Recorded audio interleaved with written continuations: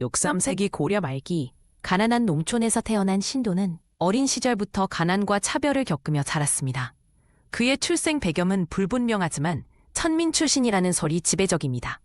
유년 시절의 고난은 이후 그의 성격과 정치적 선택에 깊은 영향을 미쳤습니다.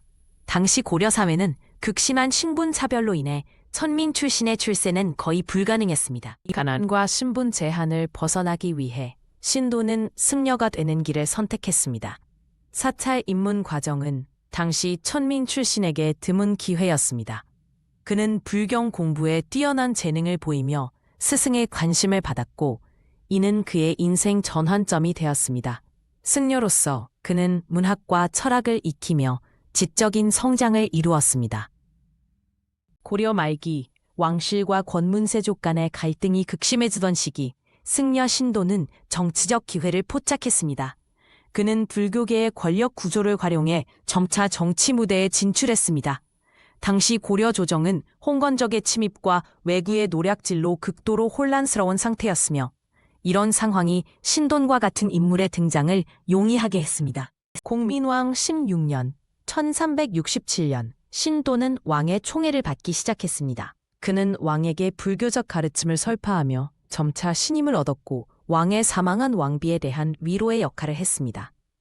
신돈의 정치적 식견과 말솜씨는 왕에게 깊은 인상을 주었고 이로 인해 그는 승려 신분임에도 불구하고 정치적 발언권을 확보할 수 있었습니다. 6331년 신도는 전민변정도감의 수장에 임명되며 권력의 정점에 섰습니다. 그는 토지개혁과 권문세족 견제 등 급진적 정책을 추진하며 막대한 권력을 행사했습니다. 승려 신분이었지만 사실상 왕 다음 가는 권력을 휘둘렀고 심지어 왕명을 대신 발표하기도 했습니다.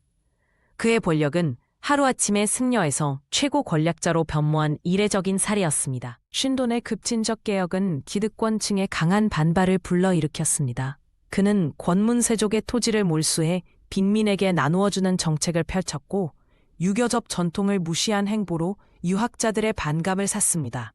특히 불교를 정치적으로 이용한다는 비판이 제기되었고 점차 그의 권력 기반이 흔들리기 시작했습니다. 1374년에는 개혁 반대 세력이 조직적으로 반발하기 시작했습니다. 1375년 신돈에 대한 반대 세력의 음모가 본격화되었습니다.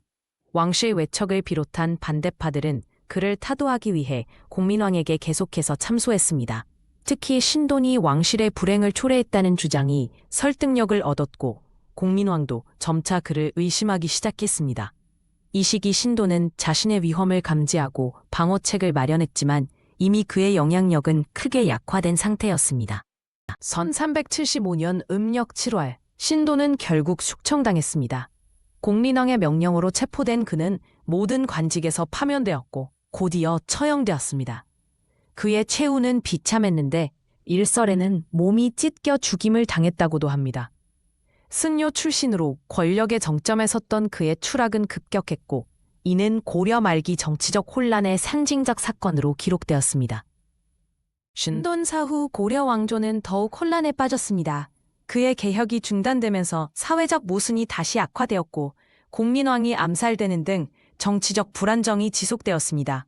결국 신돈의 죽음은 고려 멸망의 과정을 가속화하는 결과를 낳았습니다. 특히 그의 토지개혁이 무산되면서 농민들의 불만이 극에 달했고 이는 결국 조선 건국의 사회적 배경이 되었습니다. 신돈에 대한 역사적 평가는 여전히 논쟁적입니다. 일각에서는 그의 개혁 시도를 진보적이고 대담한 시도로 평가합니다. 반면 승려 신분으로 지나친 권력을 탐한 인물로 비판하는 시각도 있습니다. 분명한 것은 그가 고려 말기 가장 파격적이고 논쟁적인 인물이었다는 점입니다. 그의 일생은 신분제 사회에서의 도전과 권력의 덫에 걸린 인간적 비극을 보여주는 상징적 사례입니다.